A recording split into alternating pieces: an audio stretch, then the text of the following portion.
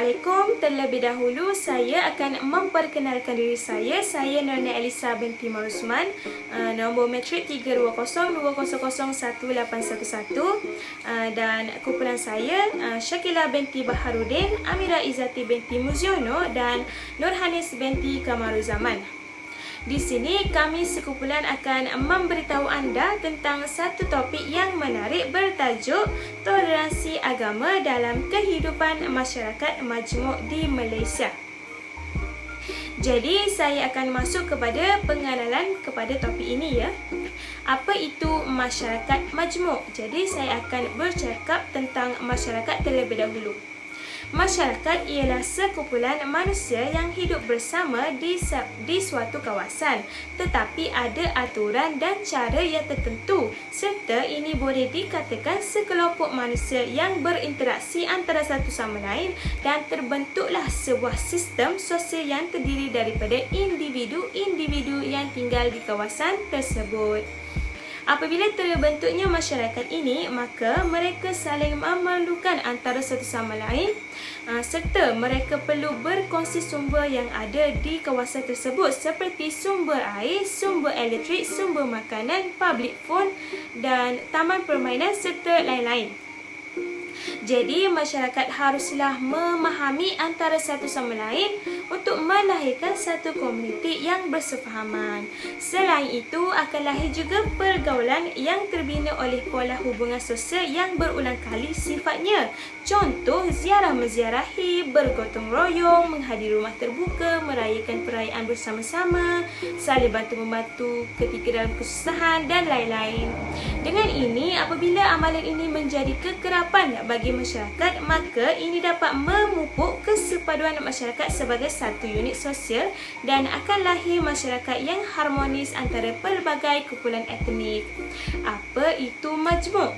Majmuk bermaksud suatu yang terdiri daripada beberapa bahagian tetapi merupakan kesatuan. Apa itu masyarakat majmuk pula? Masyarakat majmuk sebuah masyarakat yang terdiri daripada pelbagai bangsa yang tinggal dalam satu unit politik yang sama, tapi membezakan mereka disebabkan oleh amalan hidup dan kebudayaan mereka. Wujudnya masyarakat majmuk ini kerana dasar penjajahan yang menggalakkan penghijrahan mengikut keperluan ekonomi suatu ketika dahulu, kawan-kawan. Masyarakat majmuk terdiri daripada 3 kaum utama, iaitu kaum Melayu, kaum Cina, kaum India. Selain itu terdiri daripada kaum lain seperti Kadazan Dusun, Bidayu, orang asli serta suku Bumiputera yang lainnya yang mendiami Sabah dan Sarawak. Jadi, kepelbagaian kaum ini telah berjaya memerdekakan tanah Melayu dan telah mewujudkan pembentukan Malaysia pada hari ini. Dan ini juga disebabkan oleh perjuangan yang begitu besar dari semua kaum yang berpegang pada prinsip perpaduan permufakatan dan persefahaman antara satu sama lain. Jadi, terakhir pentingnya masyarakat majmuk di Malaysia saling bantu-membantu antara satu sama lain untuk memperjuangkan negara ini. Sekian daripada saya. Assalamualaikum, nama saya Syakila binti Baharudin. Saya akan menyentuh mengenai latar belakang masyarakat majmuk di Malaysia. Malaysia merupakan sebuah masyarakat multiracial, multiagama yang mana Islam dominan dari segi politik maupun budaya. Masyarakat Malaysia yang ada ditentukan oleh proses sejarah, khususnya kedatangan penjajah British di tanah Melayu. Melalui dasar pintu terbuka, bermaksud pemimpin sedia ada menerima maklum balas. Inggris melaksanakan polisi pecah dan perintah terhadap masyarakat majmuk di tanah Melayu. Ia menjadi tumpuan golongan imigran dari China, India dan Indonesia. Masyarakat terbesar di Malaysia ialah kaum Melayu, iaitu bangsa Bumiputera. Mereka bertutur menggunakan bahasa Melayu, beragama Islam dan mengamalkan tradisi adat Melayu. Dari sudut sejarah, mereka meliputi penduduk yang mendiami semenanjung tanah Melayu dan gugusan Kepulauan Melayu. Pakaian tradisional Melayu di Malaysia ialah baju kurung, kebaya dan baju Melayu. Makanan tradisi masyarakat Melayu di Malaysia adalah seperti nasi lemak, ketupat, lemang, dodol dan sebagainya. Orang Cina adalah warga negara Malaysia yang berketurunan bangsa Han.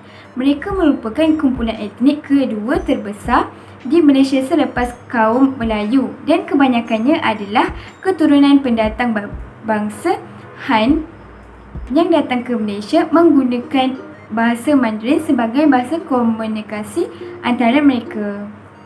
Seterusnya, bahasa Melayu dan bahasa Inggeris akan digunakan sebagai bahasa komunikasi antara masyarakat Cina dengan kaum Melayu, kaum India dan orang asing. Kebanyakan mereka di Malaysia dikategorikan sebagai penganut agama Buddha atau Theism. Secara tipikalnya, orang Cina mengamalkan sejenis agama integrasi nilai-nilai agama raya Cina, Buddha, penyembahan nenek moyang. Sesetengah rakyat Malaysia adalah vegetarian dan kebiasaannya penganut agama Buddha yang taat. Makanan Cina mengandungi persamaan dan perbezaan dengan makanan Cina di China. Makanan Cina adalah makanan sama dengan makanan Cina di selatan. Orang India Malaysia ialah rakyat Malaysia yang berasal dari India. Kebanyakan mereka datang ke Malaysia semasa zaman penjajahan British di Melaya. Kini, kaum ini merupakan kaum ketiga terbesar di Malaysia selepas kaum Melayu Cina.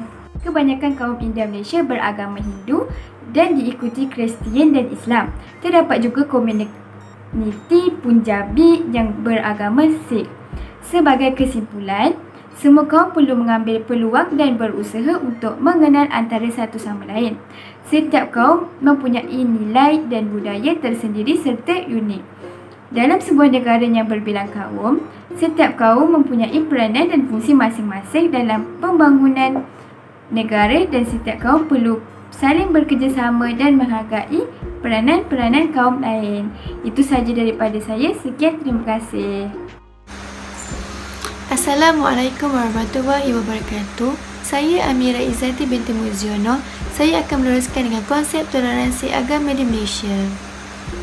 Proses utama yang paling penting dalam memelihara kesejahteraan negara adalah amalan toleransi antara agama dalam kehidupan masyarakat majmuk yang berbilang kaum di Malaysia. Toleransi agama boleh dilihat dari beberapa sudut seperti keluarga, masyarakat, agama dan negara bagi mendapatkan kesejahteraan bersama.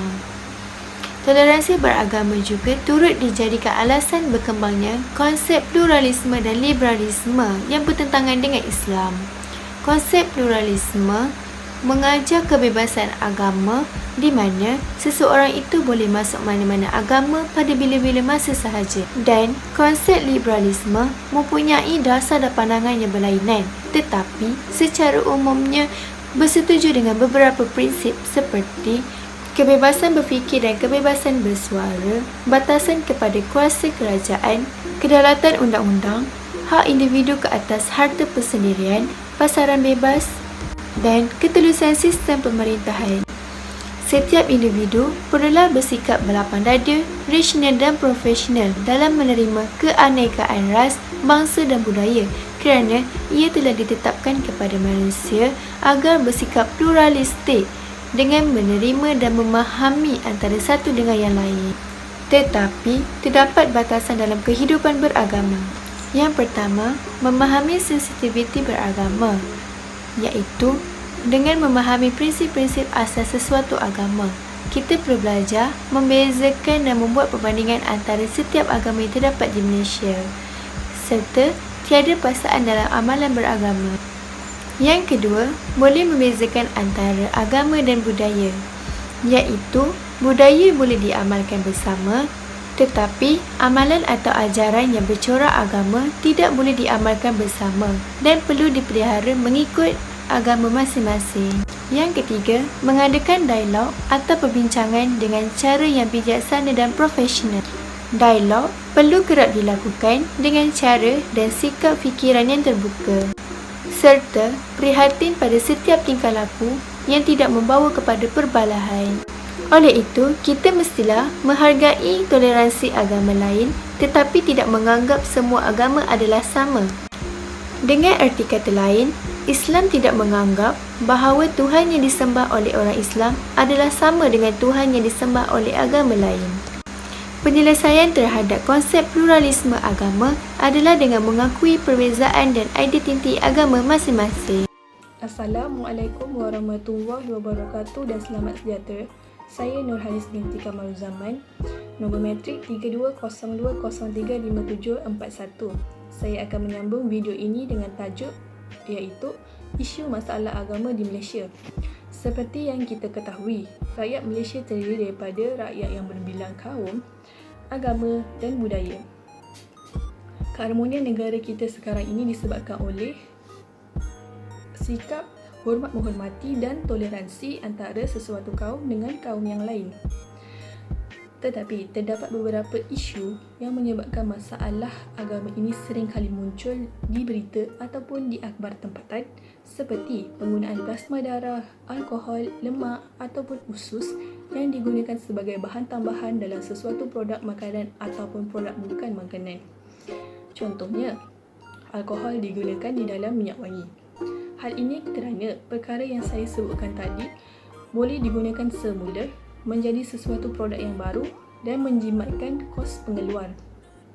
Selain itu, isu yang kerap kali muncul juga ialah binatang seperti khinzir atau iaitu binatang yang haram dimakan oleh orang Muslim termaktub di dalam Al-Quran digunakan dalam penghasilan sesebuah produk.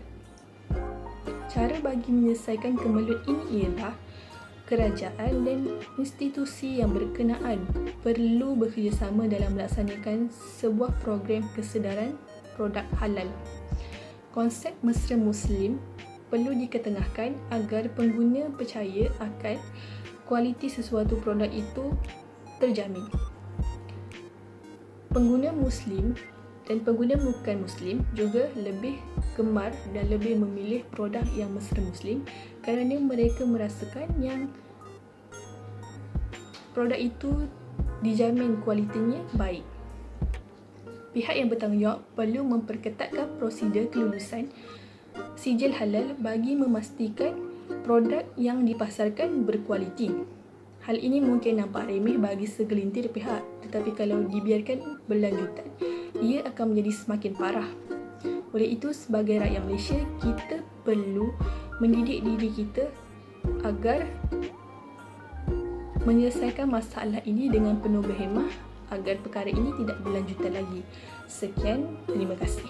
Pengajaran yang dapat kita ambil daripada topik ini ialah yang pertama, sesebuah negara yang berbilang kaum, setiap kaum mestilah mempunyai peranan dan fungsi masing-masing dalam pembangunan negara. Yang kedua, setiap kaum perlulah saling bekerjasama dan menghargai peranan kaum-kaum yang lain. Yang ketiga, masyarakat majmuk di Malaysia haruslah memupuk dan menerapkan sikap toleransi dalam diri masing-masing untuk mengukuhkan dan menstabilkan negara. Yang terakhir, kedatangan kaum Cina, India dan kaum-kaum lain ke Tanah Melayu pada suatu masa dahulu telah membentuk masyarakat Malaysia pada hari ini, iaitu wujudnya kepelbagaian kaum, agama, budaya dan bahasa.